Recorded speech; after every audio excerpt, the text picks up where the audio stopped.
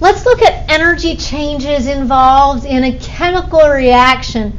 Primarily, we're going to focus on covalent compounds, reactions that involve covalent compounds. So you're going to see lots of non-metals involved in these reactions. Or if you look at this chart that lists average bond energies, you'll notice that it's all non-metals. Should be awesome. Bond energy is a term that we've mentioned, the energy required to break a bond. It should always be a positive delta H. It's endothermic. You have to add energy to break a bond. Bonding is a good thing for atoms. In order to get a full outer shell, most atoms need to either gain electrons, lose electrons, or share electrons. Having that full outer shell is stable. They're at a lower energy level, so they need to bond. Now, if you wanted to break the bond, you have to add energy. That should be the same amount of energy released when the bond forms. So we've mentioned this concept before, that it's the same numerical delta H value. The difference is just the direction of the energy flow. This is essential to understand this concept, that energy is released when the bond forms. The atoms are now more stable. They have a full outer shell. Energy is required to break the bond. You have to add energy to break the bond. Okay, so now if I think about a chemical reaction, I've got these reactant molecules. In order to form the products, I need to separate all those bonds on the reactant side. I need to break the bonds on the reactant side. So let's add into this cute little equation. When it says energy of the bonds broken, this is the reactant side.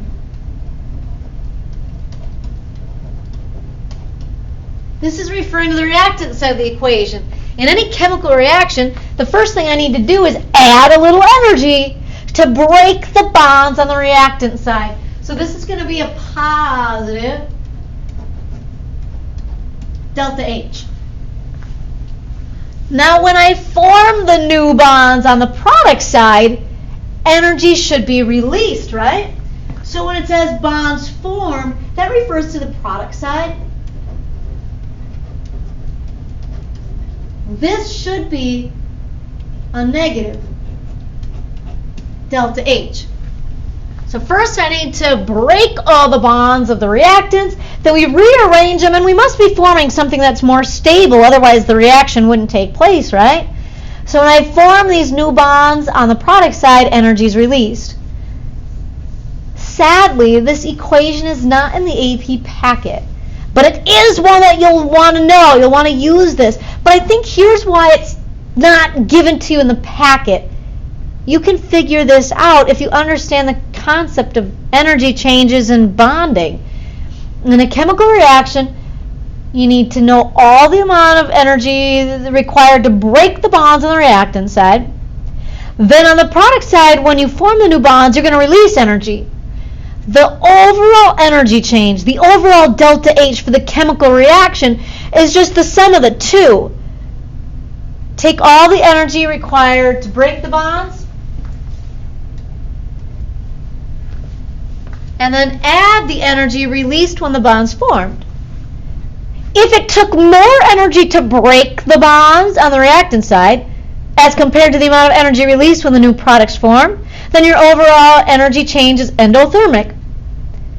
If for a particular reaction you release more energy when the products form versus the amount of energy that you had to add to break the bonds of the reactants, then the overall delta H is negative, meaning that your reaction is exothermic. So, even in an exothermic reaction, there is an endothermic component. You had to add energy to break the bonds of the reactants. You just release a ton more energy when the products form.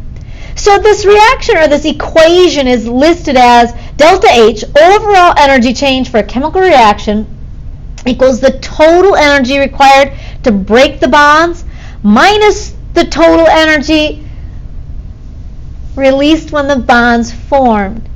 So we always kind of just say it quick in our head. I always say like bonds broken minus bonds formed. Bonds broken minus bonds formed. Well, here's kind of where it comes from. You're going to have a positive delta H plus a negative delta H. So you could kind of think of it as like bonds broken minus bonds formed.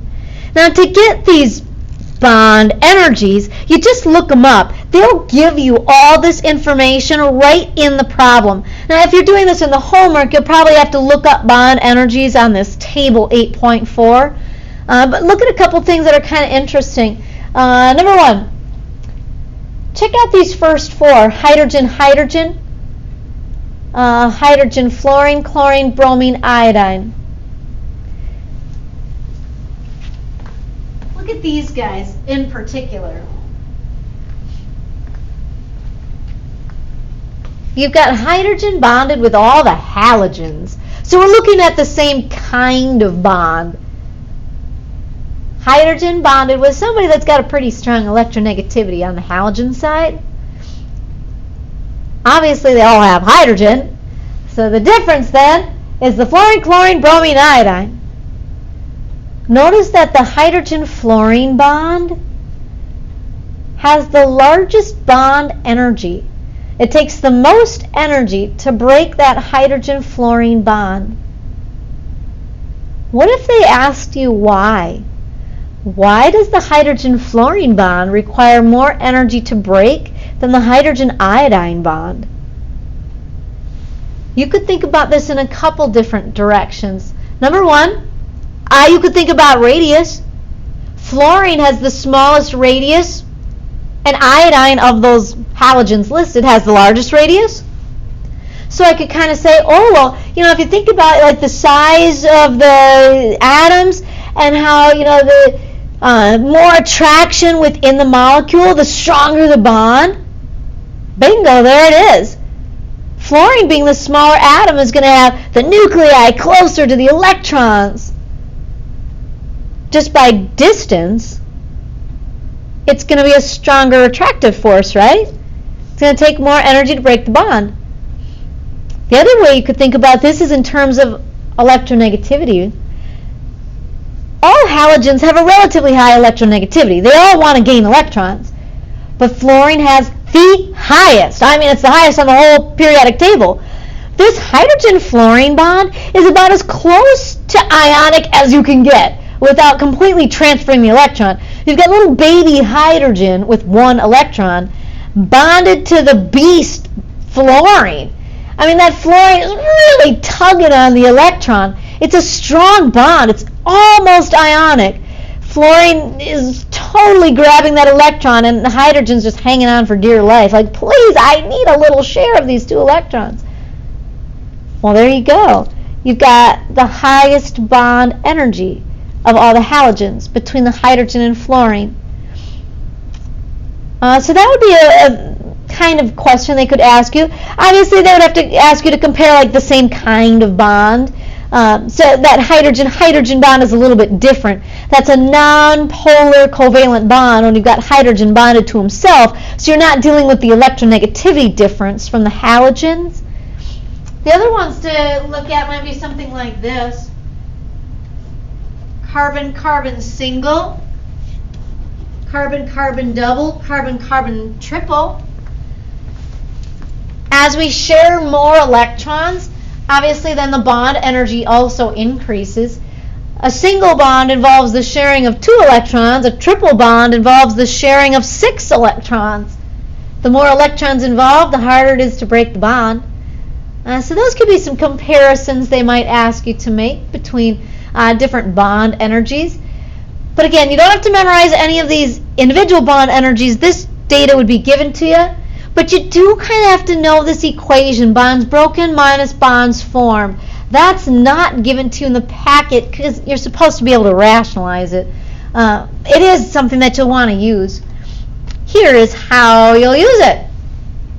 They'll give me an equation, and they'll say, hey, calculate the energy change. Or you may remember that term enthalpy, which just refers to the energy change from a chemical reaction. I've got all my individual bond energies here. Let's see what we need to do. Number 1, we need to break the bonds of the reactants. Now we might be jumping ahead a little bit here. But I'm hoping that you remember drawing some basic Lewis structures. Remember drawing those Lewis dot structures? We're going to do that very soon. But do you kind of remember how like hydrogen is a single bond? Each hydrogen has one valence electron. And so some people like kind of put a ring around them, or some people connect the dots to show that we would share that one electron between each hydrogen. So they both have a full shell of 2. That shared pair counts for both atoms. I think it's helpful to draw the Lewis structures before you do any math here, and you'll kind of see why. Fluorine. Do you remember how we had 7 valence electrons? So you draw like 7 little dots. 2, 3, 4, 5, 6, 7. And then the other one, you kind of draw them as a mirror image. We put the single dots so that they match up, because that's where they share, right?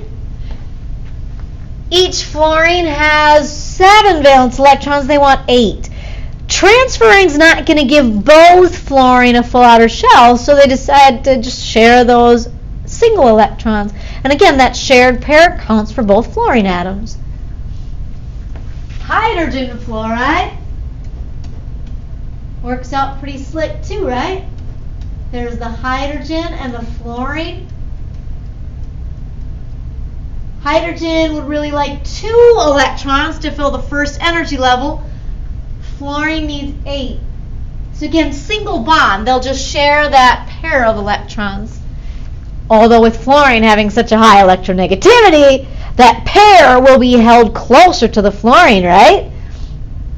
Okay, so again, we're jumping ahead a little bit by drawing these Lewis structures, but this should be something that you've done in the past, right? I think it's helpful to draw the Lewis structure first, because these bond energies change depending on if you've got single bonds, double bonds, or triple bonds. Now in this case we're dealing with only singles, but if we had any doubles, we would need to know that in order to pick the appropriate bond energy. First we need to break the bonds of the reactants, right?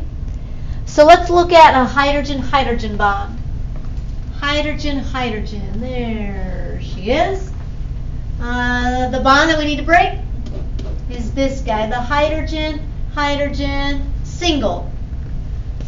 There's 1 mole of hydrogen in the balanced equation, and these bond energies are kilojoules per mole.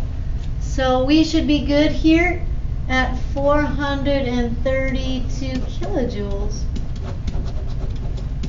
So the total energy is just that, 432 kilojoules. So we only had 1 mole. Same with the fluorine, right? Let's find fluorine, fluorine. There you are. Okay. Fluorine, fluorine, single bond. Requires 154 kilojoules per mole. And we do have 1 mole in the balanced equation, so that is what it is. 154 kilojoules. So if you wanted to, that's a J. You could make a little pit stop and add these up right away, right? 586 kilojoules. These two together.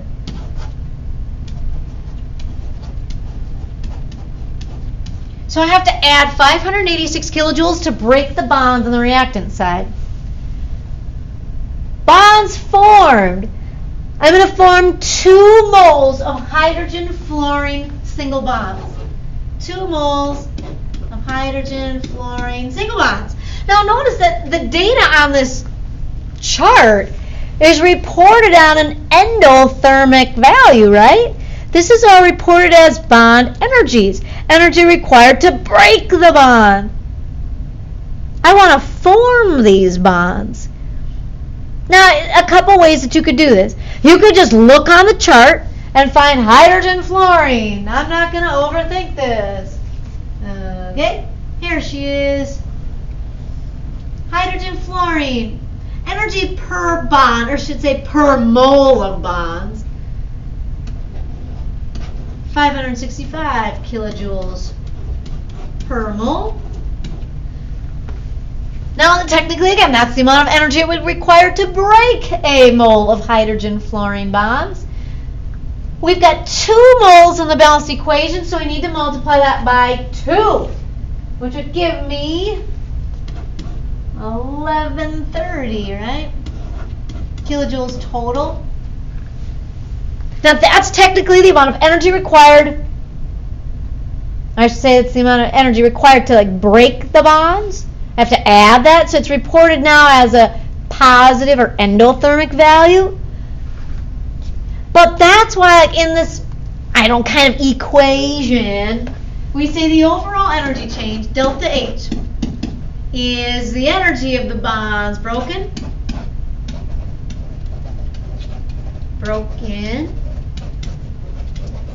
minus bonds formed.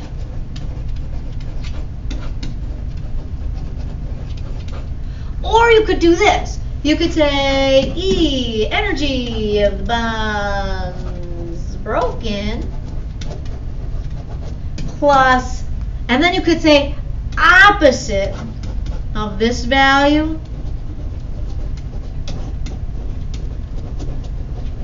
Now, I usually think about it this way. In my head, I'm just always saying bonds broken minus bonds formed. Bonds broken minus bonds formed. Because when I use bond energies, which is the only data that's given to me, bonds broken, yeah, that's fine. That's going to be a positive value, which is what I want. Positive 586 kilojoules. Come back. But technically, this 1130, that's energy required to break 2 hydrogen-fluorine bonds, 2 moles of hydrogen-fluorine bonds. But I'm forming those bonds. So that should be the amount of energy released when the bonds form. So I would want to use this as a negative. So that's why you can just say bonds broken minus bonds formed, because then you're taking that 1130 and you're making it a negative value. So it's kind of good to understand this second version of the equation there. When you're using bond energies, the first value should be positive, but then the second one, you're going to need to make that negative. You're going to want to use bonds formed in the exothermic direction. By looking at the chart, technically I'm getting the amount of energy required to break 2 moles of hydrogen-fluorine bonds, but that's the amount of energy released when the bonds would form. So then all you do is plug this in your calculator, and you'll get the overall energy change for the chemical reaction. So we should be looking at negative 544 kilojoules. Delta H. There. That's not so bad, right?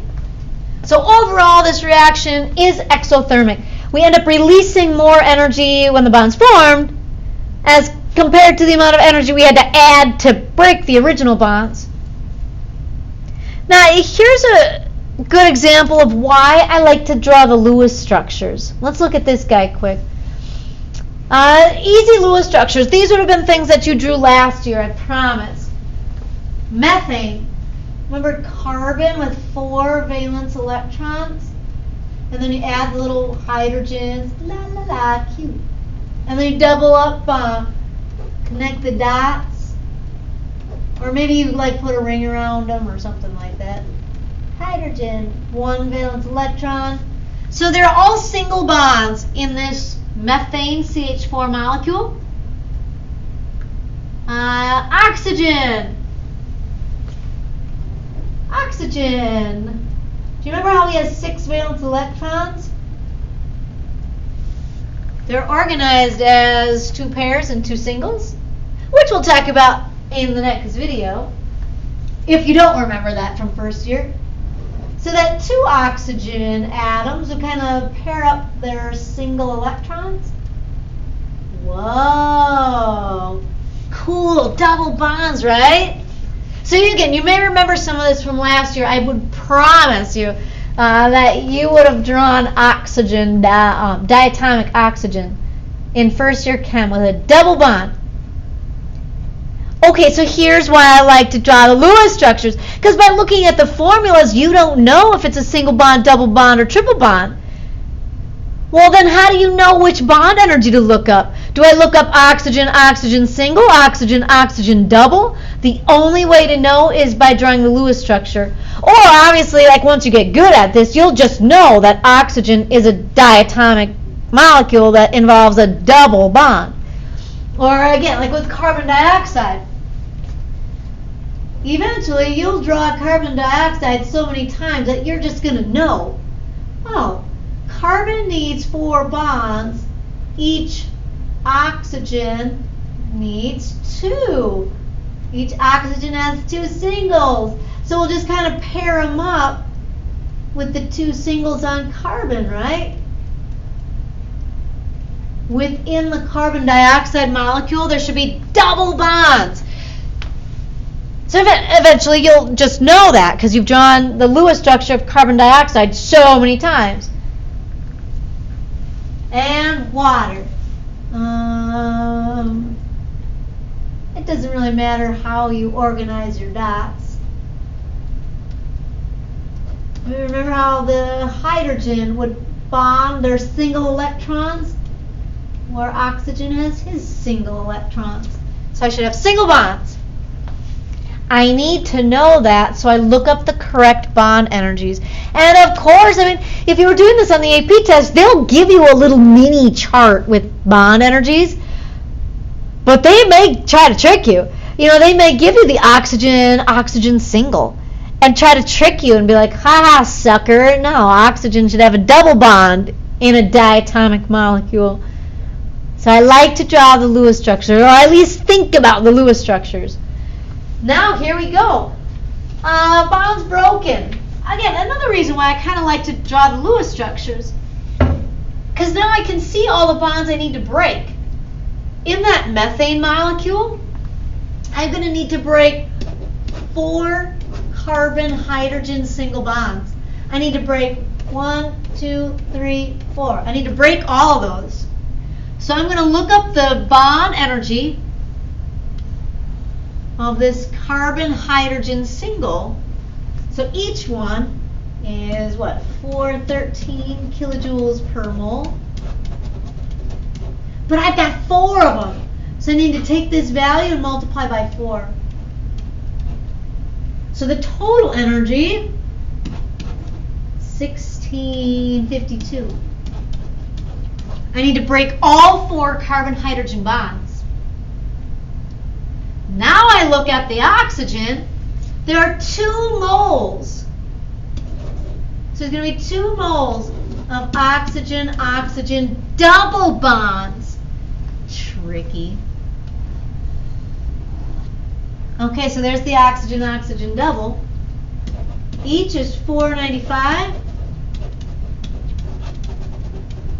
But in the balanced equation, there are 2 moles. So I need to multiply that by 2 for 990. Awesome.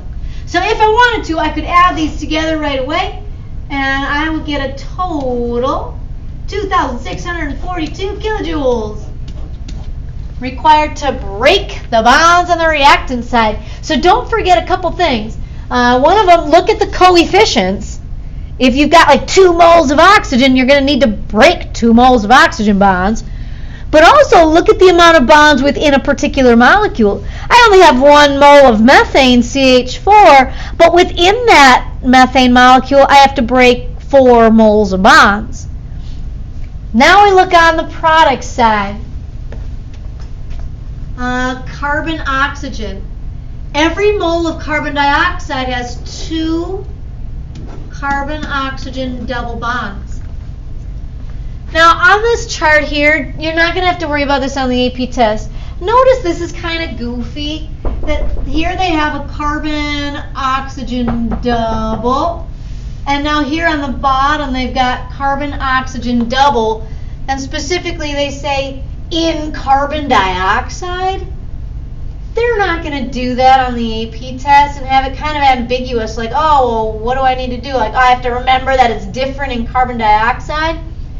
Carbon dioxide is just a really stable, balanced molecule. So some of this has to do with the shape of the molecule, too, that it requires a little bit more energy to break these carbon-oxygen double bonds in carbon dioxide.